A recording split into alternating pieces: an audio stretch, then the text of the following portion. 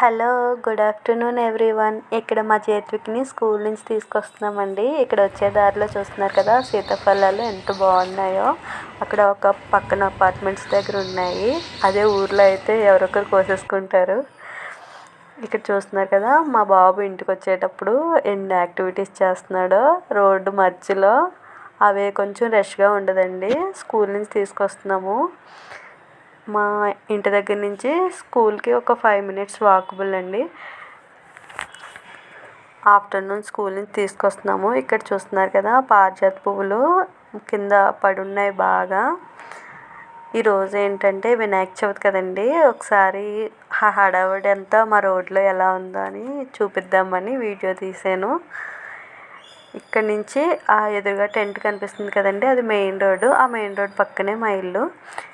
ఇక్కడ చూస్తున్నారు కదా, ఎక్కడంతా మొత్తం అన్నీ పత్రులు, నెక్స్ట్ కాయలు, వినాయకులు బాగా పెట్టారండి. ఇది మధ్యాహ్నం వచ్చేసి 1 అవుతుంది.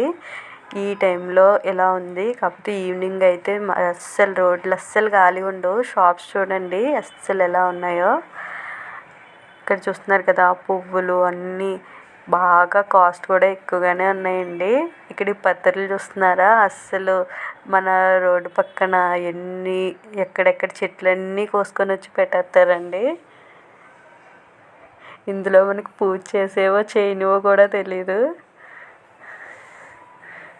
ఇక్కడ చూస్తున్నారు కదా, ఇప్పుడు ఆఫ్టర్నూన్ కాబట్టి కొంచెం ఇలా ఉంది. అస్సలు నైట్ అయితే ఇలా ఉండదండి. ఇక్కడ చూడండి, చిన్న చిన్న గణపతి బొమ్మలు ఎంత బాగున్నాయో.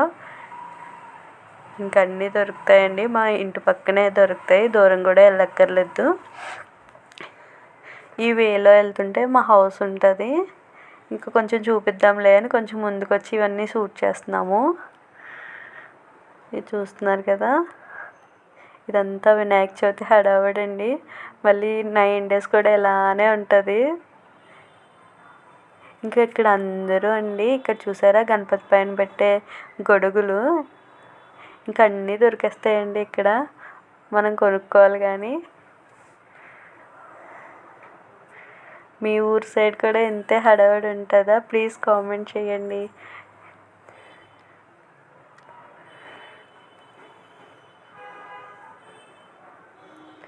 ఇంకా చూస్తున్నారు కదా, ఇక్కడ వరకు అయితే వచ్చాము. ఇక్కడి నుంచి బ్యాక్కి వెళ్ళిపోతున్నాము. ఇంకా నెక్స్ట్ వచ్చేసి మా అపార్ట్మెంట్స్ దగ్గర మొన్న చూపించాను కదా స్టేజ్ అది వేసేది, ఇది ఇప్పుడు ఇక్కడ వరకు ఫినిష్ అయిపోయిందండి.